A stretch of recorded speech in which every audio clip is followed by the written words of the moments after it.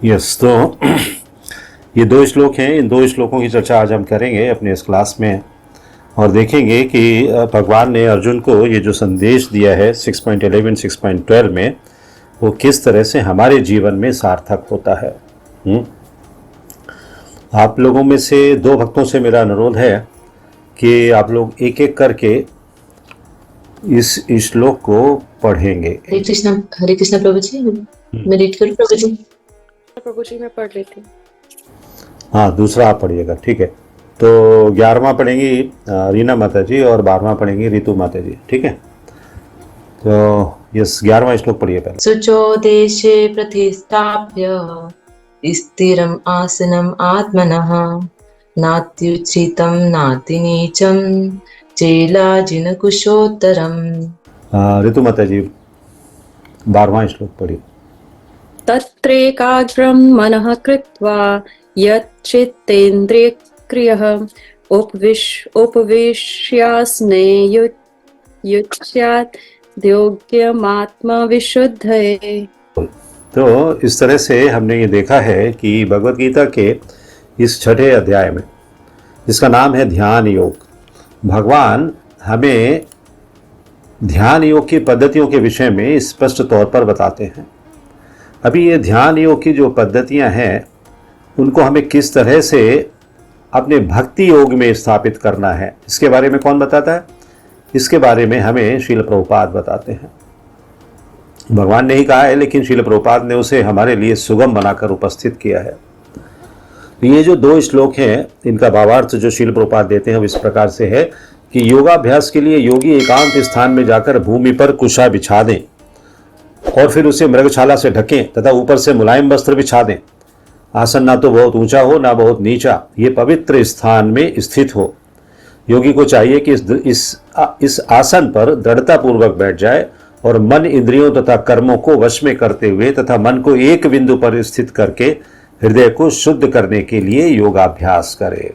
ये कौन से योगाभ्यास की बात हो रही है? ये जो अष्टांग योग का है। ध्यान योग जो करने के लिए बताया जा रहा है, तो अष्टांग योग के किसी भी योग की पद्धति को आप अपना सकते हैं और इस तरीके की व्यवस्था करके आप क्या करने को बैठ सकते हैं? ध्यान करने को बैठ सकते हैं। ध्यान करने का उद्देश्य क्या है? ध्यान करने का उद्देश्य है भगवत प्रेम की प्राप्ति, भगवत प्राप्ति। ये भक्त कहता है, लेकिन जो भक्त नहीं है वो क्या कहते हैं कि हमें ब्रह्म ज्योति ही मिल जाए, परमात्मा, भगवान का परमात्मा स्वरूप ही मिल जाए। तो ब्रह्म ज्योति मिल जाती है तो जैसे किसी को 10 करोड़ की लॉटरी लगने की भगवान ने व्यवस्था कर रखी है, लेकिन वो क्या सोचता है, मुझे 10 लाख भी मिल जाए तो मेरा काफ़ी है। और 10 लाख मिल जाने के बाद फिर वो आराम से चैन से नींद की सो जाता है, समाप्त हो जाता है। वहाँ उसके आगे उसका कोई उद्देश्य नहीं। 10 लाख को वो समझता है कि बहुत बड़ी चीज़ है। इसी तरीके से ब्रह्म ज्योति में लीन हो जाना या ब्रह्म ज्योति को प्राप्त करना योगियों के लिए वैसे ही है जैसे कि किसी भौतिक व्यक्ति के लिए 10 करोड़ की उसकी योग्यता होने के बाद भी 10 लाख से वो संतुष्ट होकर बैठ जाए कि नहीं, इससे ज़्यादा मुझे नहीं चाहिए, तो या मैं उसके योग्य नहीं हूँ, ये सोचे। ये तो भक्त होता है जो नहीं चाहिए बोलता है, लेकिन जो अभक्त हैं या दूसरे प्रकार के योगी हैं वो क्या कहते हैं, बस मुझे यहाँ तक ही पहुँचना है, इसके अलावा मेरा कोई और उद्देश्य नहीं है। तो इन दोनों श्लोकों को हम जब चर्चा करेंगे तो अभी देखेंगे कि एक एक शब्द किस तरह से यहाँ भगवान इसको इन श्लोकों में पिरोकर हमें प्रस्तुत कर रहे हैं। शुचो देशे, शुचो देशे का क्या अर्थ है? शुचो देशे का अर्थ है कि देश मतलब यहाँ भूमि के अर्थ में है। देश मतलब नेशन के अर्थ में नहीं है, देश मतलब भूमि। आपका देश कौन सा है, मतलब आप कौन सी जगह से आ रहे हो, कौन से स्थान से आ रहे हो, वो होता है। लेकिन यहाँ जो देश का अर्थ है वो भूमि का अर्थ है। आप देखो, प्रभुपाद ने भी जो वर्ड टू वर्ड मीनिंग लिखा है, शुचो माने पवित्र और देशे मतलब भूमि में, पवित्र भूमि में। तो भूमि की शुद्धि, भूमि की पवित्रता किस प्रकार से यहाँ हम आंक रहे हैं। भूमि की पवित्रता हम किस तरह से समझ सकते हैं? भूमि की पवित्रता को हम दो तरह से समझ सकते हैं। पहला तरह क्या है, पहला प्रकार क्या है कि स्वाभाविक शुद्ध स्थान जो होते हैं, जो by nature, by god's mercy अपने आप से शुद्ध स्थान है। जैसे गंगा का किनारा है, गंगा की तलहटी है, कोई और शुद्ध नदियों की, पवित्र नदियों की तलहटियाँ हैं, वो सब शुद्ध स्थान है। जंगल हैं, एकदम शुद्ध है, वहाँ कुछ अशुद्धि नहीं है। अशुद्धि तो हम लोगों ने जंगलों को काट कर पैदा कर दी है। तुलसी, आंवला या पीपल आदि जैसे पवित्र वृक्षों के पास के स्थान हैं, है ना। तो तुलसी, जहाँ बहुत सारी तुलसी होती है, खेतों में बहुत सारी तुलसी हो रही है, वो स्थान। आंवले के वृक्ष जहाँ पर है, आंवला भी पूजनीय है। आमल की एकादशी होती है हम लोगों के यहाँ पर, होती है ना। भगवान को हम आंवला की पूजा करते हैं, आंवला से पूजा करते हैं। पीपल, पीपल जैसा पवित्र वृक्ष और कोई दूसरा शास्त्रों में नहीं बताया गया, क्योंकि पीपल को भगवान का प्रतिरूप मानते हैं। भगवान हमें ये श्वास देते हैं, और पीपल भी एक ऐसा वृक्ष है जो 100% अपने अंदर से सिर्फ ऑक्सीजन निकालता है, कार्बन डाइऑक्साइड नहीं निकालता। वो हमारे लिए जीवनदायी वृक्ष है, पीपल का वृक्ष। इसलिए और वृक्षों के नीचे सोने को मना किया जाता है, क्योंकि वो वृक्ष सभी रात में कार्बन डाइऑक्साइड निकालते हैं। लेकिन पीपल के वृक्ष के नीचे अगर सोएंगे तो कोई हार्म नहीं होने वाला है आपको। आपके श्वसन तंत्र में, आपके जो अंदर का फेफड़ों की प्रणाली है, उसमें और लाभ होगा।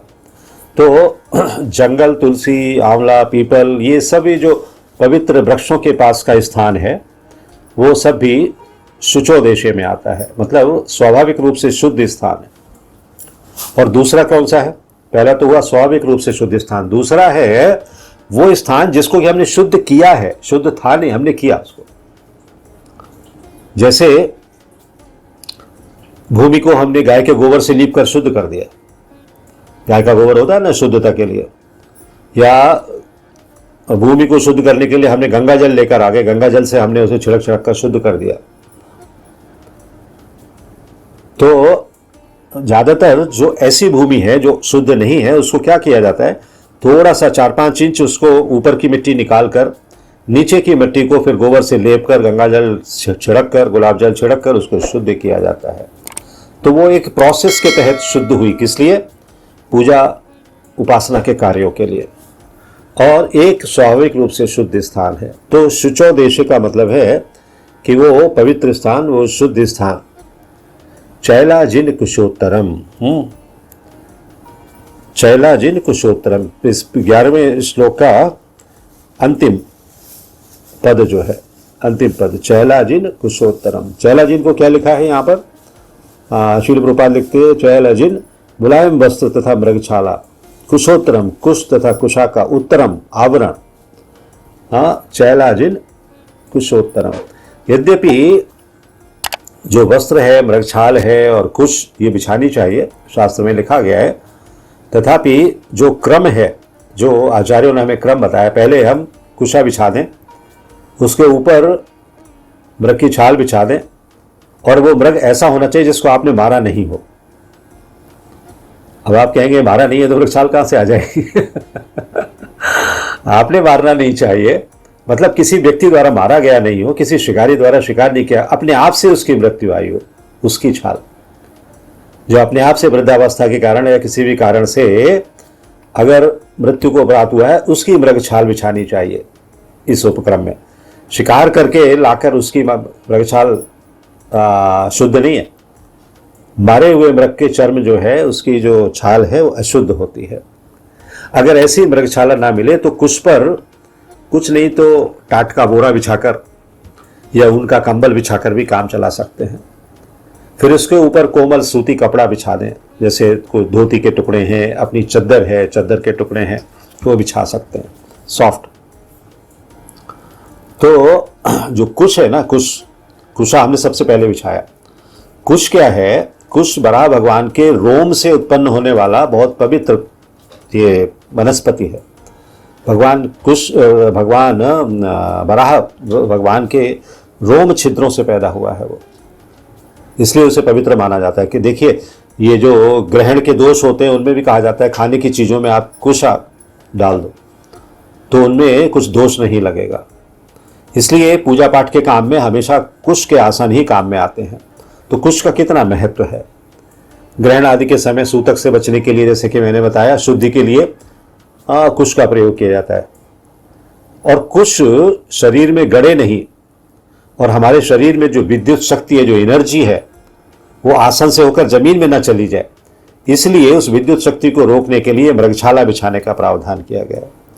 मृगशाला जो है वो रिस्ट्रिक्ट रखती है, ऊपर से जो एनर्जी उसको आ रही है उसको वहीं रखेगी, नीचे नहीं जाने देगी। एक तरीके से बेड कंडक्टर के तौर पर, गुड कंडक्टर नहीं है कि नीचे भेज दे उसको, नहीं, बेड कंडक्टर के तौर पर उसको रोक के रखती है। और मृगशाला में जो बालों के रोम रोम हैं वो शरीर में ना लगे, इसलिए मुलायम कपड़ा बिछाने का प्रावधान किया गया है। क्योंकि ऐसा नहीं है जो जब योग करने को बैठते हैं तो वस्त्र पहन कर नहीं बैठते हैं, मामूली से वस्त्र होते हैं अंग पर, सिर्फ अंग ढकने के लिए मामूली सा, हाँ, और बाकी सब बिना वस्त्र के ही होते हैं, अंग के सारे भाग, इस शरीर के सारे भाग। तो इसलिए मृगशाला के ऊपर सूती शुद्ध कपड़ा बिछाने का प्रावधान किया गया है। अगर मृगशाला की जगह टाट या कंबल या कोई और चीज बिछाई गई है तो वो गर्म ना हो जाए, इसलिए भी सूती कपड़ा बिछाना चाहिए। जैसे ही गर्मी आने लगेगी नीचे से हमें नींद आनी शुरू हो जाएगी, फिर साधना नहीं हो पाएगी। तो ये चैल अजिन कुशोत्तरम, ये जो शब्द है इसको समझने के लिए हमने इस एनालिसिस को समझा। अभी नात्य चित्रम नाति नीचम, ना तो ऊंचा हो ना नीचा हो, समतल शुद्ध भूमि में, शुद्ध हो पहले तो भूमि जो मैंने बताया, चाहे वो प्राकृतिक रूप से शुद्ध हो या आपने उसे शुद्ध किया हो। और फिर उस समतल भूमि में एक चौकी रखो, जो पूजा के लिए चौकी होती है बैठने के लिए, वो ना बहुत ऊंची हो ना नीची हो। कारण क्या है कि अत्यंत ऊंची होगी तो ध्यान करते समय अचानक नींद आ जाएगी और गिर गए तो चोट लगने की संभावना है। सारी चीजें शास्त्रों में बहुत संभल के बताई गई हैं, समझ के बताई गई कि अगर नींद आ गई तो अगर 1 फीट ऊंची है तो आप गिरोगे, हो सकता है कि आपका लेफ्ट शोल्डर ही उसमें कुछ प्रॉब्लम हो जाए, राइट को गिरे तो राइट शोल्डर में प्रॉब्लम हो जाए। तो इसलिए ना बहुत ऊंचा ना बहुत नीचा, दोनों बातें लिखी गई हैं वहां पे। और अत्यंत नीची होने से क्या है कि भूमि पर जो घूमने वाली चींटियां हैं, चींटे हैं और जो जंतु हैं वो ऊपर ना चढ़ाएं। हालांकि मृगछाल उससे भी रुकावट करती है, कुछ भी रुकावट करती है, लेकिन फिर भी कहीं से कोई आ ना जाए कीड़ा मकोड़ा, इसलिए वो ऊंचाई का बात कही गई है। इसलिए अति ऊंचे और अति नीचे आसन का निषेध किया गया है। सामान्य तौर पर 4 से 6 इंच, बस इतना बहुत है, इतना ऊंचा होना चाहिए। अभी क्या है फिर इसमें, प्रतिष्ठाप्य स्थिरम आसनम आत्मनः। प्रतिष्ठाप्य, ध्यान के लिए भूमि पर जो आसन बिछाया गया है ना, या चौकी जो बिछाई गई है, वो हिलने वाला ना हो, प्रतिष्ठा हो चुकी हो उसकी। प्रतिष्ठा का मतलब क्या है कि वो एक स्थान पर स्थित हो, हिले नहीं। भगवान की प्राण प्रतिष्ठा कर दी जाती है तो भगवान हिलते हैं क्या अपनी जगह से? नहीं हिलते हैं, एक स्थान पर स्थिर रहते हैं। उसी तरीके से प्रतिष्ठाप्य, प्रतिष्ठाप्य क्या है कि यहां इसमें लिखा गया स्थापित करके, स्थिरम दृढ़, आसनम आसन, तो आसन जो है वो एक तरीके से स्थिर कर दिया जाए, भूमि पर उसके चारों पाए ठीक तरह से स्थिर रहें। जिस आसन पर बैठकर ध्यान आदि किया जाए वो आसन अपना होना चाहिए, किसी दूसरे का नहीं होना चाहिए। ये बात भी ध्यान रखने की है। आश्रम में 4 लोग रह रहे हैं और 4 में से एक आसन बना लिया और चारों उस पर क्यू लगा के बैठ रहे हैं नंबर ले लेकर, आज तुम बैठोगे, कल मैं बैठूंगा, परसों कोई और बैठेगा, नहीं, अपना आसन अलग होना चाहिए। क्योंकि दूसरे का आसन काम में लिया जाए तो उसमें वैसे ही परमाणु होते हैं, उसमें जो एनर्जी लेवल है ना वो हर एक का डिफरेंट है।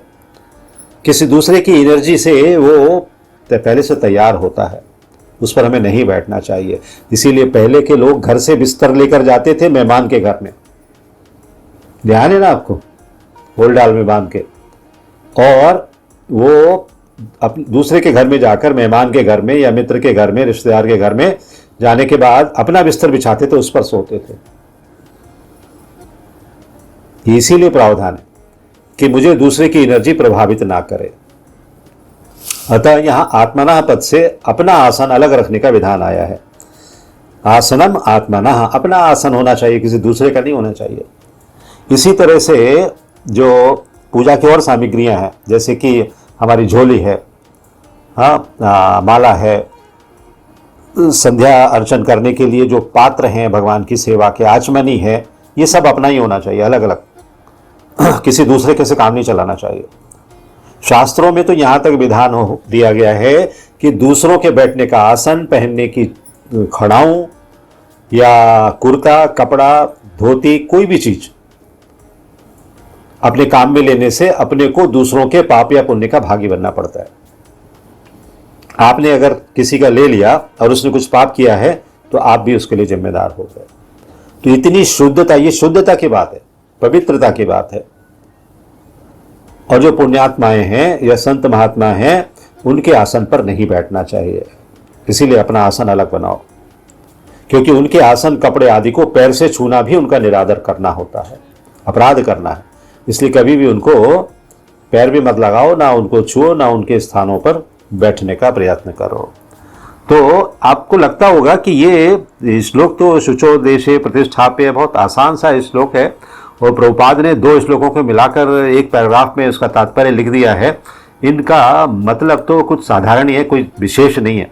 लेकिन आपने देखा कि इसके चारों खंडों का जब मैंने अभी विश्लेषण किया आपके सामने, तो आपको कितनी चीज़ें नज़र में आई, कितनी इंपॉर्टेंट चीज़ें समझ में आई। तो ये हुआ 6.11 के बारे में विश्लेषण जो हमने किया। शुचो देशे प्रतिष्ठाप्य स्थिरम आसनम आत्मना नात्य चित्रम नाति नीचम चयलजिन कुशोत्तरम। अभी 12वां लेते हैं। 12वां में क्या है? तत्र एकाग्रम मनः कृत्वा यत चित्तेन्द्रियः क्रिया उपविश्यासने युञ्ज्याद्योग्यम आत्म विशुद्ध ए। ये जो श्लोक है 12वां श्लोक, 11वें श्लोक में तो आसन बिछाने का तरीका बता दिया। अब भगवान 12वें और 13वें श्लोक में बैठने वाले आसन की विधि बताते हैं, मतलब आपको कैसे बैठना है। पहले आसन कैसा होना चाहिए ये बताया गया, अभी आसन कैसे आपको ग्रहण करना है बैठने के लिए। इसलिए पहला शब्द क्या है? तत्रासने, तत्र एकाग्रम। तत्र एकाग्रम, तो जिस आसन पर क्रमशः कुश, मृगशाला और वस्त्र बिछाया हुआ हो, ऐसे आसन के लिए तत्र शब्द का प्रयोग किया गया है। तत्र एकाग्रम मनः कृत्वा उपविश्य, उपविश्य आसने।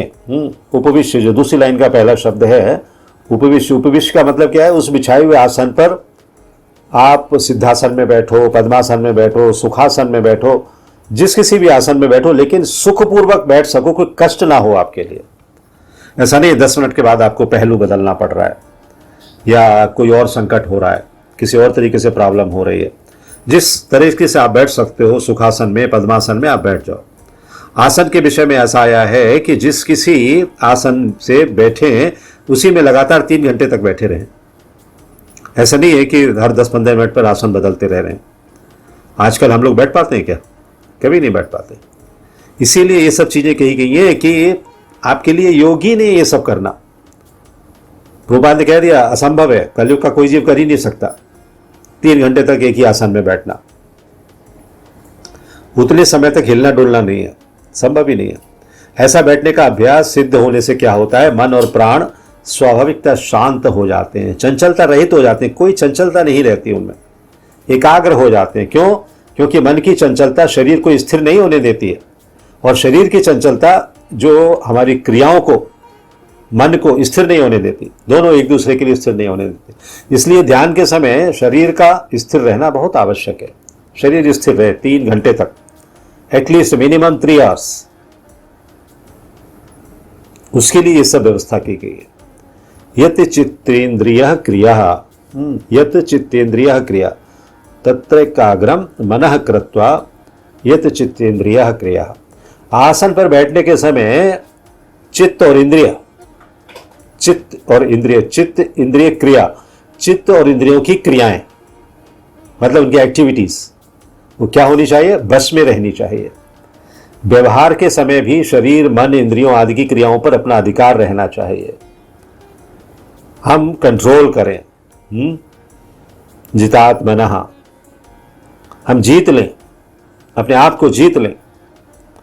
कारण कि व्यवहार काल में जब हम व्यवहार करते हैं, कोई भी सोशल ऑर्डर में बिहेवियर करते हैं, तो क्या होता है? हमारे चित्त और इंद्रियों की क्रियाएं बस में नहीं होती हैं।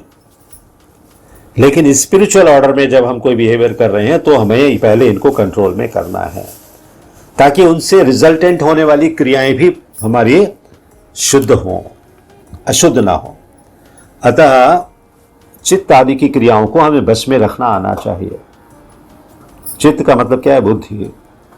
ये बुद्धि या मन, ये तात्पर्य है कि अपना जीवन ठीक तरह से संयत होना चाहिए, रेगुलेटेड लाइफ। और आगे भगवान ने इसी अध्याय के 16वें 17वें श्लोक में तो ये भी बताया है कि आखिर कंट्रोल्ड लाइफ आप कैसे जियोगे, how to live a regulated life. तो भगवान हर चीज अगर बता रहे हैं तो उसके फिर तरीका भी बता रहे हैं।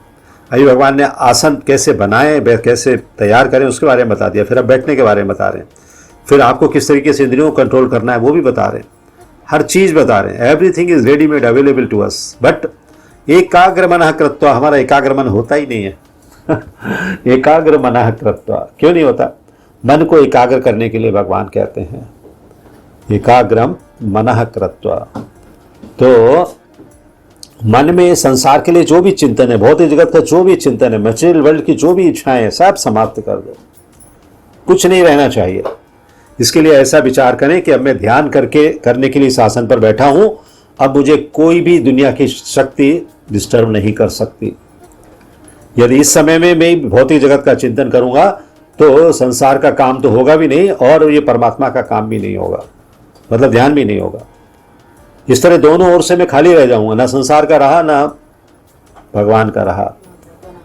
कहते हैं ना, कौन सा कुत्ता, ना घर का ना घाट का। तो वो योगी की स्थिति हो जाएगी, धोबी का कुत्ता, है ना। इसलिए मेरे मन को सांसारिक चिंतन नहीं करने हैं, मटेरियल वर्ल्ड से उसे खींच कर लाना है, मन को केवल भगवान में लगाना है। ऐसा दृढ़ निश्चय करने के लिए जब आप तप करने को बैठोगे तब फिर आपका तप जो है वो सार्थक होगा। तो ये जो चिंतन है ये अपने आप आता है, उसको हम पकड़ नहीं सकते। जब एनवायरनमेंट वैसा बन जाता है तो अपने आप से वो चिंतन आता है, वो आ गया है तो हम उसे भगा भी नहीं सकते। फिर वो हमारे ऊपर धीरे धीरे धीरे करके प्रभावित हमें करने लगता है, लेकिन आता ही बड़े मुश्किल से है। बात ये है आता ही इतने मुश्किल से है कि उसको हमें ढूंढ ढूंढ के खींच के लाना पड़ता है, उसके लिए साधन जुटाने पड़ते हैं। जैसे बच्चे को अगर खाने के लिए, छोटे बच्चे आप सबके घर में रहे हैं, हम लोगों के घर में, तो छोटे बच्चों को खाने के लिए, खिलाने के लिए बहुत कोशिश करनी पड़ती है, आराम से खाते नहीं है वो। उनके लिए कुछ खिलौने इकट्ठे करने पड़ते हैं, उनके लिए कुछ ऐसा कलरफुल लाइट्स वगैरह, कुछ म्यूजिक वगैरह बजाना पड़ता है, तो धीरे धीरे करके वो कंट्रोल होते हैं। फिर आप धीरे धीरे करके चम्मच से उन्हें खिलाने लगते हो। तो मन भी हमारा ऐसा ही, आजकल तो मोबाइल देना पड़ता है, टीवी पे कार्टून ऑन करके रखना पड़ता है, तब फिर जाकर बच्चे थोड़ा सा कंट्रोल होते हैं। तब आप फटाफट खिला देते हो उनको। अरे खा ले जल्दी से, आधे घंटे का सीरियल है, खा लो। तो उस दौरान आप खिला देते हो उसको। तो मन को भी ऐसे ही बहाने करने पड़ते हैं कि मन कंट्रोल्ड हो जाए। जैसे संसार में बहुत से अच्छे मंदे कार्य होते रहते हैं, पर उनके साथ हमारा संबंध नहीं जोड़ते। जब हम उनके साथ अपना संबंध नहीं जोड़ते हैं तो उनका हम पर कोई असर नहीं पड़ता है।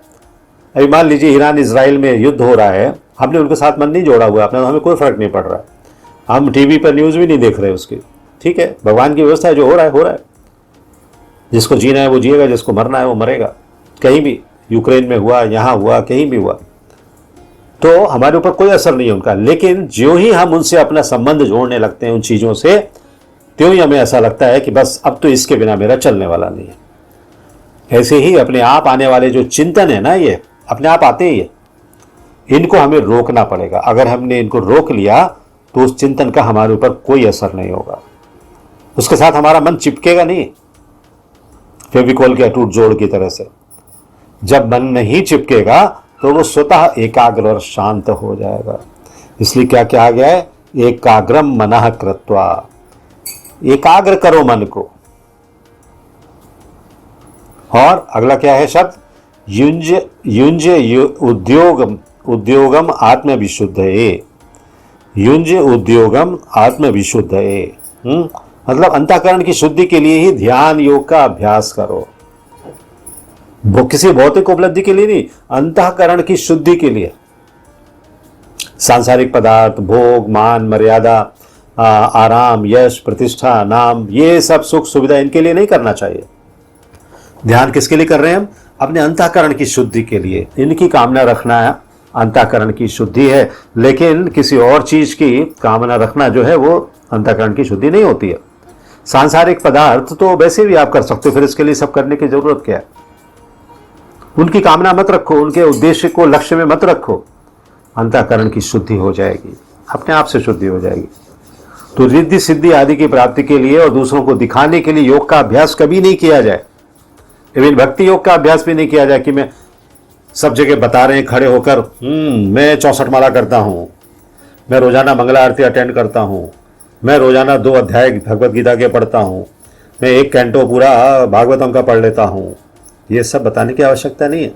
ये सब आपके चरित्र से प्रकट होने वाला है। ये सब अपने आप से दिखने वाला है लोगों के लिए।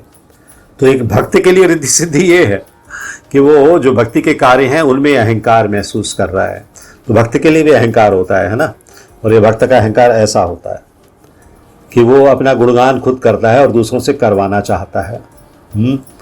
तो इससे हमें बचना चाहिए। इससे अंतःकरण की शुद्धि नहीं होती। अंतःकरण की शुद्धि के लिए हमें इन सब चीज़ों से परे चले जाना है। तो योग क्या है? योग एक शक्ति है जिसको सांसारिक भोगों की प्राप्ति में लगा दें तो भोग सिद्धियां प्राप्त होंगी, और परमात्मा की प्राप्ति में लगा दें, भगवान की प्राप्ति में लगा दें तो भगवत दर्शन हो जाएगा। इस्कॉन की मैगजीन का नाम है ना भगवत दर्शन, बैक टू गॉड हेड। तो वो भगवत दर्शन हो जाएगा। इस तरह से ये हमें सहायक होगा किसमें? अपने जीवन को सफल बनाने में। ये 2 श्लोक थे जिनकी चर्चा हमने आपसे की, छठे अध्याय का 11वां और 12वां। अब इस विषय में यदि आपको कुछ कहना है, कुछ ऐड करना चाहते हैं, कुछ जिज्ञासा है तो कर सकते हैं। If you like this video, press the like button and share it with your family and friends. If you want to watch more such videos, please subscribe to our channel, and for getting updates, press the bell icon.